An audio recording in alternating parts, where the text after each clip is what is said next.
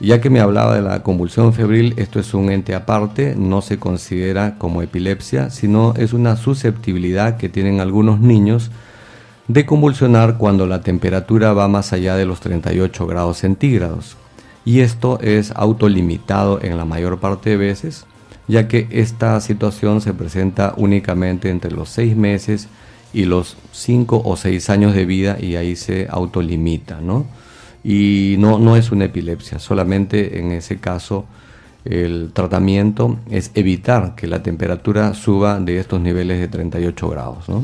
Cuando hablábamos de epilepsia, también estábamos mirando que puede afectar a todas las diferentes edades, clases sociales, y hay muchas causas adquiridas, genéticas, e inclusive hay algunas formas que pueden ser invalidantes. La presentación clínica puede ser variable.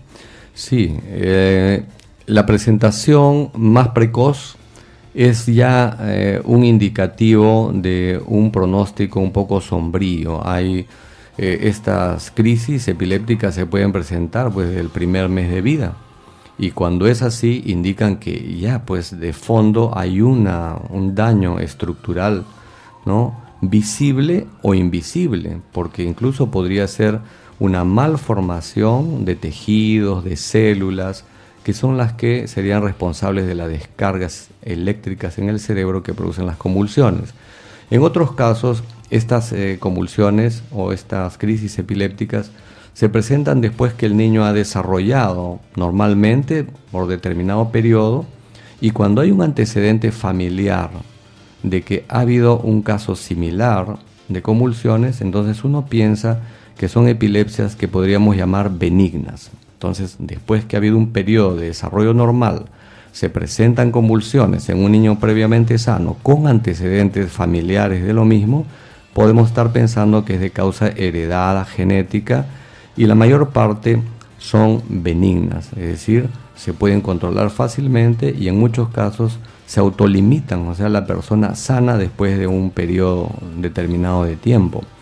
En cambio, hay otras formas de epilepsias que se deben a enfermedades, por ejemplo, secuelas de traumatismos encefalocraneanos, secuelas de meningoencefalitis, de encefalitis.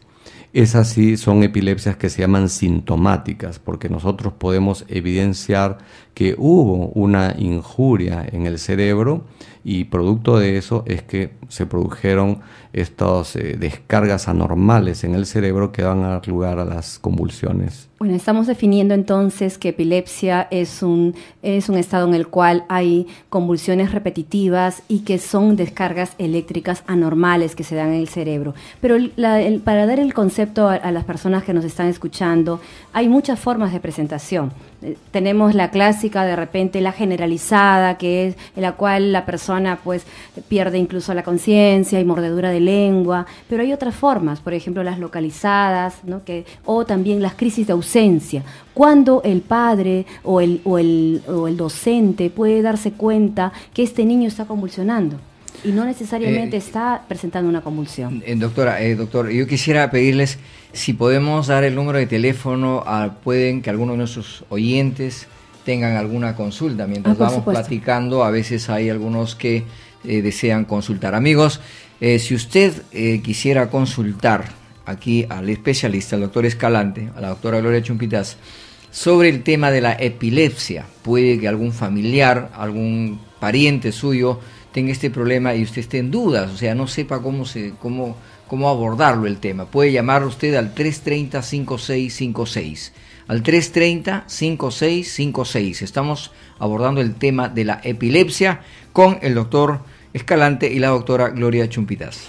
Sí, entonces para aclarar un poco más, ir aclarando un poco más el tema, digamos que la epilepsia es la enfermedad que está caracterizada por crisis recurrentes. Ahora, las crisis pueden ser de diverso tipo. Las más frecuentes son las convulsivas, las que generalmente hemos tenido oportunidad de ver, ¿no? Ya sea como un accidente en la calle, vemos que una persona se cae y empieza a contracturar, ¿no? De manera espasmódica todo su cuerpo, a veces emite saliva por la boca, desvía los ojos, se muerde la lengua, se pone morado, cianótico. Esa es la forma más común. de crisis. Sin embargo, en el niño hay una variedad de formas de crisis. ¿En razón a qué? A que el sistema nervioso del niño aún no está completamente desarrollado, y por ese motivo sus conexiones nerviosas, al no estar completamente desarrolladas, dan una variedad de formas. Por ejemplo, unas son los espasmos en flexión, niños pequeños de 3 meses que tienen contracturas hacia adelante como espasmos seguidos, que se presentan, como llamamos nosotros, en salvas, 2, 3, 4, 5 pequeñas contracturas hacia adelante. Esta forma de crisis muchas veces pasa desapercibida, no diagnosticada, y son tratadas muchas veces como cólicos, y sin embargo es una de las formas de epilepsias más severas. Esta forma se llama el síndrome de West. Cuando el niño está un poquito más desarrollado, entre los 2 años en adelante, puede tener algunas crisis que solamente hay caída de cabeza, o sea, pierde el tono del cuello y la cabeza cae hacia adelante. Esto también es otra forma que nunca la vamos a ver en el adulto, o rara vez en el adulto, y es el síndrome de Lennox-Gastaut. Tanto el síndrome de West como síndrome de Lennox-Gastaut tienen un muy mal pronóstico. Avanzamos un poco más en la edad y a partir de los 6 años en adelante podemos ver, y sobre todo los que se dan cuenta primero son los profesores, que el niño no atiende y se queda con la mirada perdida por unos segundos. Incluso se observa en sus cuadernos que hacen una raya, están escribiendo y por segundos hacen una raya. Luego de ese periodo, que no dura más de 30 segundos, vuelven en sí y continúan haciendo sus actividades. Esas son las epilepsias de ausencias. Y de ahí en adelante ya vienen las crisis que ya les he descrito hace un momento, que son propias ya de los jóvenes o de los adultos, ¿no? Las generalizadas tónico-clónicas. Y cuando usted se refiere a mal pronóstico, ¿qué es lo que quiere decirnos, doctor? Mal pronóstico es que no responden bien a la medicación, ¿no? A pesar de que se les dé la medicación en dosis adecuada, con el medicamento más apropiado, pero no responden, siguen convulsionando. Y las convulsiones, cuando tienen una larga duración, al final van a producir lesiones secundarias en el cerebro. Daño en el cerebro. Así es. Y puede terminar con, por ejemplo, discapacidad. ¿Puede ser invalidante alguna de estas enfermedades? Estos 2 ejemplos de epilepsias de la primera infancia, el síndrome de West y el Lennox-Gastaut, cursan en el 90% con retardo mental y no responden a ningún tipo de tratamiento medicamentoso en ninguna parte del mundo, y ellos posiblemente sean tributarios de un tratamiento ya más agresivo, más invasivo, que es la cirugía de la epilepsia. Bueno, estamos hablando sobre la epilepsia. Amigos oyentes, usted puede comunicarse al 330-5656, es el teléfono donde usted puede conversar con los doctores, la doctora Gloria Chumpitaz, el doctor Escalante, abordando el tema de la epilepsia. Doctor, ¿cuáles, algunas indicaciones, por ejemplo, para que los padres tengan muy en cuenta y puedan pues darle un tratamiento adecuado? Porque, de hecho, el riesgo que hay de lo que puede sufrir los niños o cuando se caen, ¿no? Ahora, creo que también ellos presentan el aura igual que los adultos, doctor.